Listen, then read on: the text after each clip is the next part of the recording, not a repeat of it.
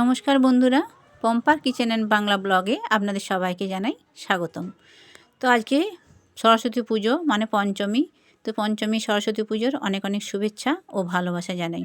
বন্ধুরা, দূরে কাছে দেশ বিদেশ যে যেখান থেকে ভিডিওটা দেখছেন, আশা করি আপনারা সকলেই ভালো আছেন। আর হ্যাঁ, আমিও আপনাদের ভালোবাসায় ভালোই আছি। তো এখন দেখতে পাচ্ছেন সকাল 9টা। তো 9টার আগেই আমার পুজো হয়ে গেছে। তো পুজোর সময় আর কোনো কিছু ভিডিও করতে পারিনি। কারণ কি বলুন তো, বামুন এত সকাল তাড়াতাড়ি এসেছে যে ওই সময়টা ভিডিও করে তোলার মতো আমার সময় হয়ে ওঠেনি একটুও। তো সেই জন্য আমি মানে পুজো হওয়ার পরেই ভিডিওটা করেছি। আর আমাদের এখানে তো সাধারণত জানেন, আমরা হচ্ছে গড়ের মধ্যে বাস করি, সেই কারণে কিন্তু আমাদের এখানে কোনো প্রতিমা পুজো হয় না। আমাদের বাড়িতে সব সময় আমাদেরকে কিন্তু এইভাবেই ফটো পুজো করতে হয়। তো আমরা যেহেতু মা সর্বমঙ্গলার গড়ের মধ্যে তার একটা এরিয়ার মধ্যে বাস করি, তো সেই জন্য এটা কিন্তু আমাদের এখানে রীতি। এখানে কেউ প্রতিমা পুজো করতে পারবে না। তো সকালবেলায় এই যে দেখতেই পাচ্ছেন, পুজোর পরে গোটা সিদ্ধর বাজারও চলে এসেছে। তোমাদের দাদাভাই বাজার গিয়েছিল, তো বাজার থেকে সব কিছু নিয়ে চলে এসেছে। তো মানে কি বলবো, বাজারের মধ্যে এইখানে দেখুন অনেক কিছুই রয়েছে, যেটা হচ্ছে পালং শাক, পুনকে শাক, লাল আলু, শাঁক আলু, বেগুন, শিম, মটরশুঁটি সব কিছু, তারপরে আসে পুঁই ডাঁটা, সব কিছু দিয়ে এরকম 9 রকম দিয়ে আমাদের কিন্তু এই গোটা সিদ্ধর রীতিটা হয়ে আসে। আর হচ্ছে কি ছিল চচ্চড়ি, তো সেইটা কি বলবো, আমার শাশুড়ি মা মানে উনি তো কোনো দিন আমাকে দেখিয়ে দেননি, তো সেই কারণে ওইটা কিন্তু আমার করা হয়ে ওঠেনি। যাই হোক, আমাকে যেটুকু পারমিশন দিয়েছে, তো সেই পারমিশন অনুযায়ী আমি কিন্তু এই গোটা সিদ্ধটাই করি।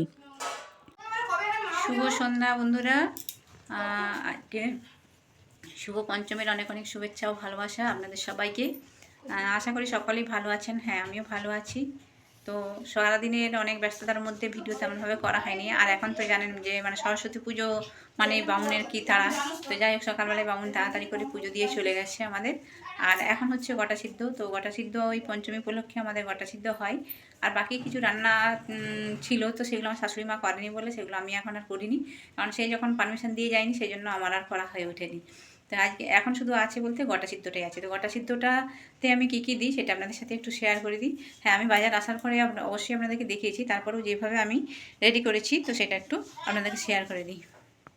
তো গোটা সিদ্ধ হবে এখন সন্ধেবেলা। তো সন্ধেবেলার জন্য আমি এই জিনিসগুলো সমস্ত রেডি করে নিচ্ছি, কারণ এগুলো তো যেহেতু গোটা গোটা সেদ্ধ হবে, কেটে দেখার নয়, সেহেতু কিন্তু আমাদের সবটা কিন্তু ক্লিন করে দেখতে হয়। কারণ পোকামাকড় কোথায় কি থাকবে না থাকবে সবটা পরিষ্কার করে দেখে তারপরেই কিন্তু এটা আমি থালায় সাজিয়েছি, একদম সিমগুলো সব কিছু দেখে। তো বেগুনটা তো কেটে দেখা যায় না, এটা একটা প্রবলেম হয়। বেগুনের ভেতরে অলরেডি পোকা থাকে, কিন্তু অনেক সময় এগুলো মানে ছোট বেগুন বলে পোকা হয় না, বেছেই ওখান থেকে নিয়ে আসা হয়। তো দেখো, আমার কিন্তু এগুলো সব রেডি হয়ে গেছে। এখন আমি এরপরে এখানে বসিয়ে দিচ্ছি, হাঁড়ি বসিয়ে দিচ্ছি। তো হাঁড়ির মধ্যে এখানে আমাদের নিয়ম কি জানো তো, সবারই আছে যে এখানে সেদ্ধ তৈরি হয়, কিন্তু আমাদের হচ্ছে নিয়মই আছে যে তেল, লঙ্কা, তেজপাতা সব দিয়েই বোস করানো হয়। পরে আবার একটু মশলা ইউজ করা হয়, আদা জিরে। তো আমি এখানে ডালটা বসিয়ে দিচ্ছি। আর ডালটা যেহেতু বিরি কলাই, তো বিরি কলাইটা সেদ্ধ হতে কিন্তু বেশ টাইম লাগে। বিরি কলাইগুলো অর্ধেকটা সেদ্ধ হওয়ার পরেই আমি এই সবজিগুলো পরপর দিতে থাকবো। তো দেখুন বন্ধুরা, এখানে দেখুন আমার কলাই কিন্তু সেদ্ধ হচ্ছে। অনেকের কি এটা শুধু সেদ্ধ হয় মানে, কিন্তু আমার এখানে তেল মশলা দিয়েই এটা পুরোপুরি হয়। দেখতেই পাচ্ছেন, তেল আর লঙ্কা করে আমি এটা কিন্তু সাঁতুলেই বোস করিয়েছি। তো এটা কলাইটা মানে অর্ধেকটা করে সেদ্ধ হয়ে গেলে পরে তারপরে আমি এখানে একে একে সবজি দিতে থাকবো। তো এখানে সবজির মধ্যে কি কি দিচ্ছি আপনাদের একবার দেখিয়ে দিই। দেখুন, এখানে আছে এটা মটরশুঁটি, তারপর শিম, আলু, রাঙা আলু, বেগুন, আর এখানে হচ্ছে পুঁই শাক। পুঁই শাকটা বেশি দিই না, কারণ সাধারণত এটা অম্বল করে, সেই কারণে 5 খাদি মতো দিয়েছি।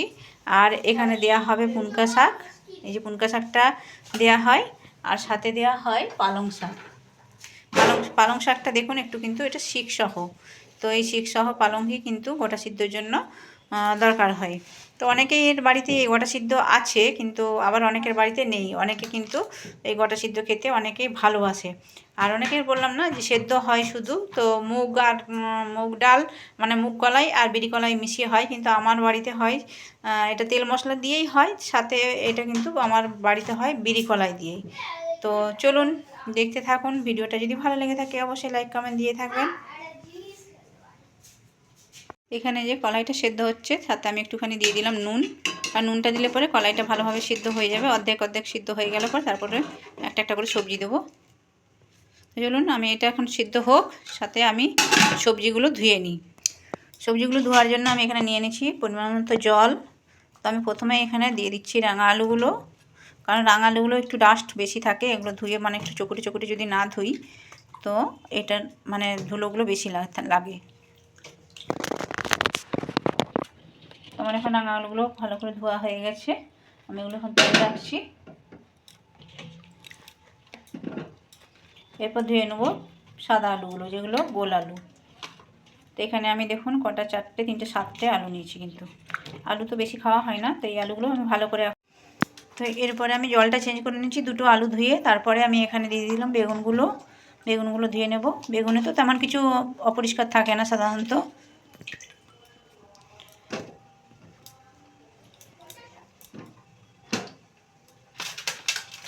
তারপর দিয়ে দিলাম শিমগুলো।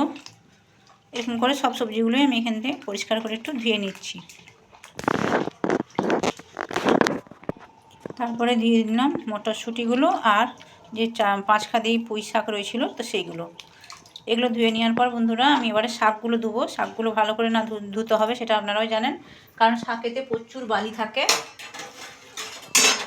তাই শাকগুলো আমি খানিকক্ষণ এখানে ভিজিয়ে রাখবো। দেখতেই পাচ্ছেন এতটা কতটা ধুলো, এটা বারে বারে জল দিয়ে ধুতে হবে। তো এই সময় আমি একটু ক্যামেরাটা অফ রাখি, কারণ এতক্ষণ ধরে তো ভিডিও করা সম্ভব হবে না, সেজন্য এখন একটু অফ ক্যামেরায় আমি এটা ধুয়ে নিই। এদিকে কিন্তু দেখুন আমার কলাইগুলো অর্ধেকের উপর প্রায় সিদ্ধ হয়ে গেছে। তো আমি এখানে এবার দিয়ে দেবো আলুগুলো, কারণ আলুগুলো একটু সিদ্ধ হতে সময় লাগবে, সেই জন্য আলুগুলো আগে দিয়ে দিলাম।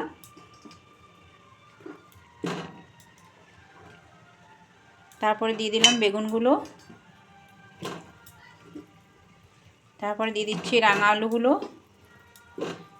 এরপরে আমি আবারও খানিকক্ষণ এটা ঢাকা দিয়ে রেখে দেবো।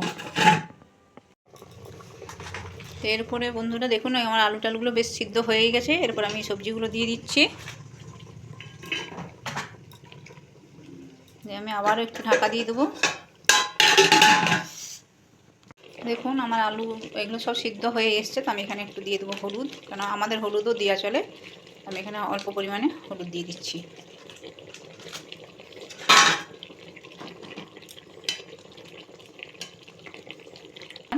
তো এখন আমি আরেকটু লবণ এখানে মিক্সড করে দিচ্ছি।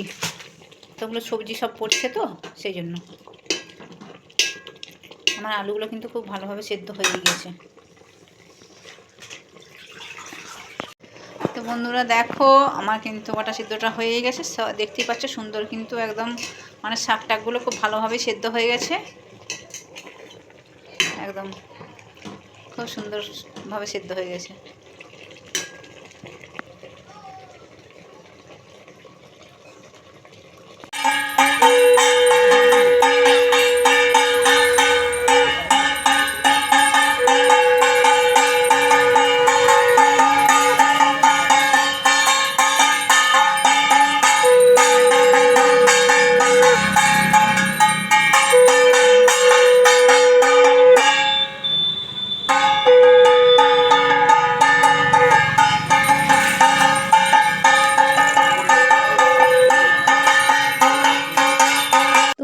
এই ঠাকুরটা হচ্ছে আমাদের পাশেই হয়েছিল, তোমাদের দাদাভাইয়ের সাথে গিয়ে আমি এটা একটু দেখে এলাম। তারপরে আবার চলে এলাম বাড়িতে। আর বাড়িতে এসে যে এবার মা ষষ্ঠী পাততে হবে, তার জন্য আমি এখানে গোটা সিদ্ধটা শিলনোড়া মা ষষ্ঠীকে কাছে নিয়ে চলে এসেছি। আর এখানে আমাদের নিয়ম হচ্ছে নতুন গামছা দিয়ে মাকে ঢাকা দেওয়া হয়। তো সেইভাবেই আমি নতুন গামছা বের করেছি। তো নতুন গামছা ছিল না, নতুন গামছা নিয়ে আসা হলো। তো নতুন গামছা দিয়ে দেখো এখন কিন্তু মাকে আমি ঢাকা দিয়ে দিচ্ছি পুরো। তো এইটা কালকে সকালবেলায় আবার পুজোর আয়োজন করা হবে, সকালবেলায় পুজো হবে। তো বন্ধুরা তোমাদের কাদের কাদের এইভাবে পুজো হয় অবশ্যই কিন্তু কমেন্টে জানিও। আর কাদের গতকাল পুজোটা হয়েছে তারাও কিন্তু জানিও। আর যদি ভিডিওটা ভালো লেগে থাকে অবশ্যই একটা লাইক কমেন্ট শেয়ার দিয়ে আমার পাশে থাকবে। আর নতুন বন্ধুরা তোমরা সাবস্ক্রাইব করে আমার কমেন্টে একটা লেটার দিয়ে যেও, কারণ আমি তোমাদের বাড়িতে 24 ঘন্টা পরেই যেতে পারবো, কারণ তার আগে আমি যেতে পারবো না। হ্যাঁ, আর যদি আমি অন্য আইডি দিয়ে তোমাদেরকে ভালোবাসা দিয়ে আসি অবশ্যই কিন্তু সেটা বুঝে নিবে, আমার নামটা থাকবে, সেই নামের পাশে হয়তো অন্য কিছু থাকবে, ঠিক আছে? তো তোমরা সেইভাবে বুঝে নিও যে আমি গিয়েছিলাম, কারণ তোমরা জানো আমি এই চ্যানেলটা এই রিসেন্ট মনে করছি। তো মনে করার ফলে আমি কিন্তু এখন তোমাদেরকে সঙ্গে সঙ্গে ব্যাগ দিতে পারবো না। তো এখন দেখো এই যে সকালবেলায় আর সকালবেলায় আমার পুজোর জোগাড় কিন্তু আমি এখানে করে ফেলেছি। আমাদের ষষ্ঠী পুজো হয় এটা বাঁশপাতা দিয়ে, বাঁশপাতা তোমাদের দাদাভাই নিয়ে এসেছে, আর বাকি সব কিছু বাড়িতেই যা যা ছিল সেগুলো দিয়ে সমস্ত পুজোর ফুল সব কিছুই আমি মোটামুটি রেডি করে দিচ্ছি। এবার বামুন ঠাকুর এসে পুজো করবে। বুঝতেই পারছো এখন মানে কি বলবো, পুজোর দিনে বামুন পাওয়া মানে খুবই কঠিন। তো আমাদের অনেক আগে থেকেই বলে রেখেছিল তোমাদের দাদাভাই, সেই জন্য বামুন কিন্তু আসবে। তো তার একটু শরীরটা অসুস্থ হয়েছে, সেই কারণে সে এই মুহূর্তে আসতে পারে, বললো একটুখানি পরে আসবো। তো যাই হোক, বামুন ঠাকুর যখনই আসুক, যদি জোগাড়টা করা থাকে তাহলে কি হয় বলো তো, যে মানে কোনো টেনশন থাকে না। কিন্তু বামুন ঠাকুর এসে যদি একবারটি এই সময় ঘুরে যায় তাহলে কিন্তু আর বামুন ঠাকুরকে ধরে আনা খুবই কঠিন হয়ে যায়। তো সেই জন্য আমি সকালবেলাতেই এগুলো পুজোর জোগাড়টা করে দিছি। আর বলতে বলতে কিছুক্ষণ বাদে বামুন ঠাকুর চলেও এসেছেন। আমাদের এখানে দেখো পুজো শুরু হয়ে গেছে, এখন মায়ের পুজো শুরু হয়েছে, এই যে পুজো হচ্ছে।